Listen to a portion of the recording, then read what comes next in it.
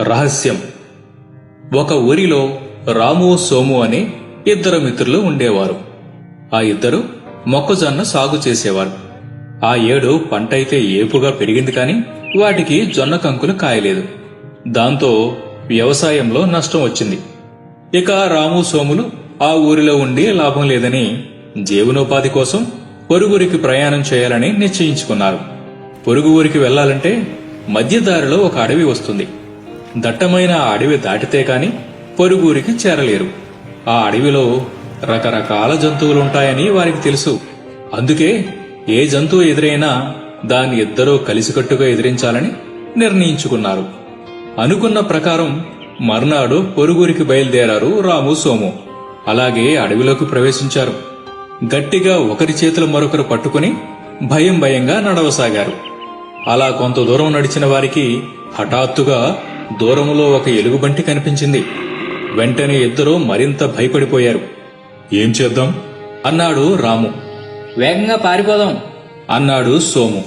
మనల్ని వెంబడించి మరీ పట్టుకుంటుంది. అయితే చెట్టెక్కేద్దాము. కానీ నాకు చెట్టు ఎక్కడం రాదే. ఇద్దరం కలిసి దాన్ని ఎదిరిద్దాం.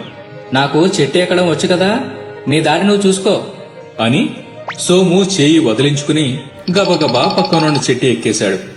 రాముకి చెట్టు ఎక్కడం రాదు కదా, ఏం చేస్తాడు? తన మిత్రుడేమో ఇలాంటి పరిస్థితుల్లో ఒంటరిగా వదిలేశాడు. తన వైపుకే వస్తున్న ఎలుగుబంటిని చూసి వెంటనే నేల మీద చడీ చప్పుడు చేయకుండా శవంలా పడుకున్నాడు. ఎలుగుబంటి రాము దగ్గరికి వచ్చింది. పాపం ఊపిరి కూడా బిగబట్టి అలాగే ఏమాత్రం కదలకుండా పడుకున్నాడు. అతని ముఖానికి దగ్గరగా వచ్చి వాసన చూసి కొంతసేపు పరీక్షించింది.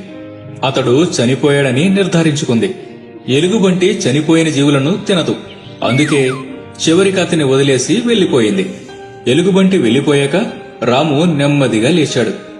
హమ్మయ్యా అని మళ్లీ ఊపిరి పీల్చుకున్నాడు. సోము కూడా చెట్టు మీద నుంచి గబగబా దిగాడు.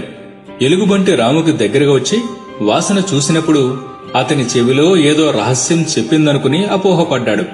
ఎలుగుబంటి నీకు అంతసేపు చెవిలో ఏమి చెప్పిందిరా అని అడిగాడు.